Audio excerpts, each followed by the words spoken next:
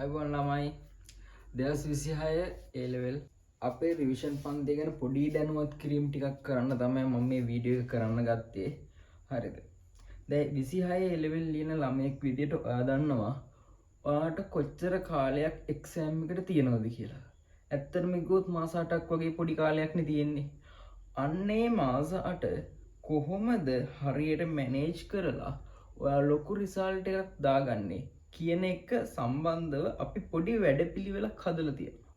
ඒ කියන්නේ මාස 8 මැනේජ් කරලා කොහොමද ඔයාට සම්පූර්ණ තියරි ටික කවර් කරලා සම්පූර්ණයෙන් පේපර්ස් ටික කරලා සම්පූර්ණ ප්‍රැක්ටිකල්ස් ටික කරලා කොහොමද ඔයාගේ ලකුණු ටික වැඩි කරගන්න කියන එක පොඩි වැඩපිළිවෙලක් දීලා තියෙනවා අපි. අන්නේ වැඩපිළිවෙල ගැන පොඩි දැනුවත් කිරීම ටිකක් කරන්න තමයි මම මේ වීඩියෝ එක කරන්න ගත්තේ අද. හරි. එහෙනම් චුට්ටක් බලන්නකෝ.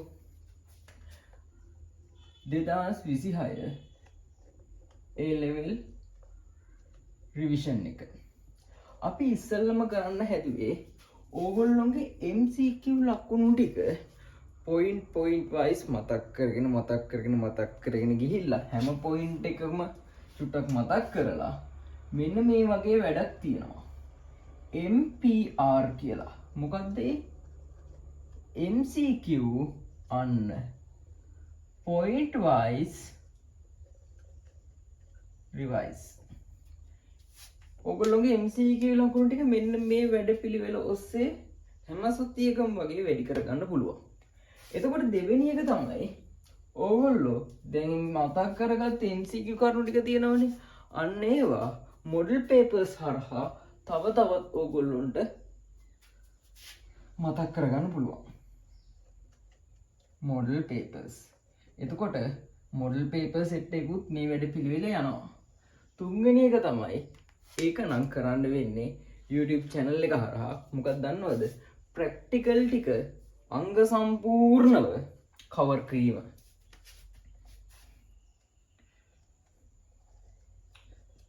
ප්‍රැක්ටිකල් හෙල්ප් එක. මෙන්න මේකෙන් ඔයගොල්ලන්ට පුළුවන් කොහොමද ඔයාව ප්‍රැක්ටිකල් එකකට හුරු කරන්නේ, කොහොමද ප්‍රැක්ටිකල් එකක් ලියන්නේ, කොහොමද ප්‍රැක්ටිකල් එකේ ලකුණු 10න් 10ම ගන්න කොහොමද ලියන්න ඕන කියන එක සම්බන්ධව මෙන්න මේකේ වැඩපිළිවෙල යනවා. දැන් ඔයගොල්ලෝ දන්නවා හැබැයි මේ ටික විතරක් මදි ඔයගොල්ලෝගේ රිසල්ට් එක වැඩි කරගන්න. ඒ කියන්නේ ඒකකට යන්න මේ තුන විතරක් තිබිලා මදි. අනිවාර්යෙන් එසේත් ලියන්න වෙනවා.